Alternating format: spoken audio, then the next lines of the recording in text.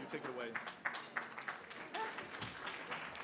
Well, good evening, ladies and gentlemen. Huge thanks to the patron saint of Vital Voices, Diane van Fustenberg, my patron saint as well. And huge thanks to all of you here tonight, to my fellow honorees, to all of the sponsors.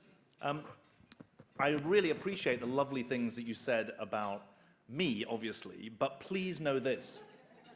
Although this award is meant to honor me for strengthening the women who depend on the services of the International Rescue Committee, the truth is that the women who depend on and deliver the services of the IRC are actually strengthening me.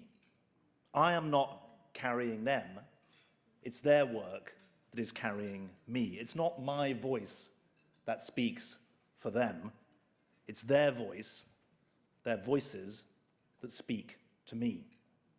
I'm the CEO, as Diane said, of a very large, now much larger, international humanitarian organization, which is also the largest refugee resettlement agency in the United States.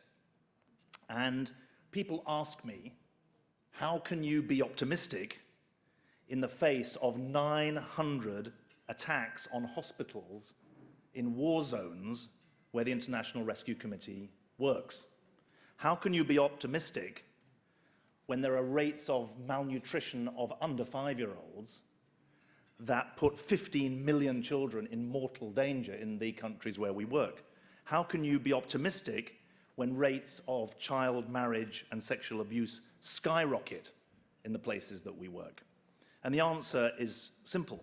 What right do I have to be pessimistic in the face of the courage, the resilience, the dignity of the survivors of gender-based violence, the graduates of business startup classes? What right do I have to be pessimistic when there are refugees who become International Rescue Committee child protection workers, teachers and nurses all around the world? And those are the vital voices that I am speaking of tonight.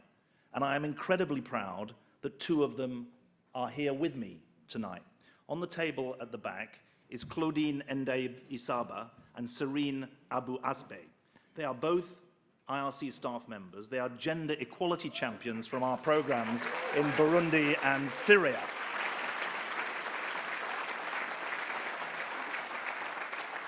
Let me say a little about why they inspire me. Claudine works with survivors of gender-based violence, documenting the harm done to them, advocating for policy changes, launching and running the Women at Work group that we have in Burundi as part of her role as the measurement and evaluation coordinator in that country program.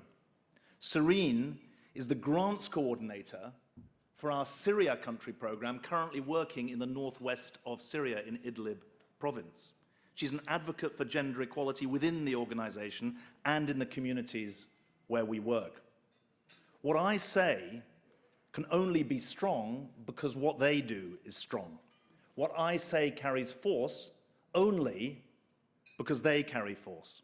And as Diane, you said, 5 years ago, the International Rescue Committee turned its work for gender equality from being the responsibility just of our women's protection and empowerment programs to being the responsibility of all of our teams, every employee, to ensure that we measure the contribution of all of our programs to narrowing inequalities between men and women and boys and girls, to ensure that we get our own house in order, because humanitarian organizations have work to do to make sure that they live up to the rhetoric that they often preach, and to ensure that gender equality was a responsibility for male staff as well as for female staff.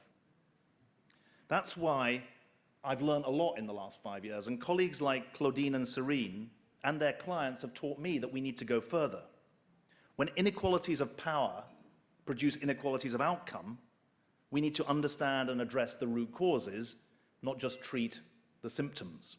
That's why, as Diane, you referred to, at Georgetown University, I explained in June this year that for us to be a truly successful humanitarian organization, we needed to be a feminist organization with equality between our staff, opportunities and barriers for them never defined by their gender, and an understanding that inequalities of power and what needs to be done to overcome them should be at the heart of the humanitarian enterprise.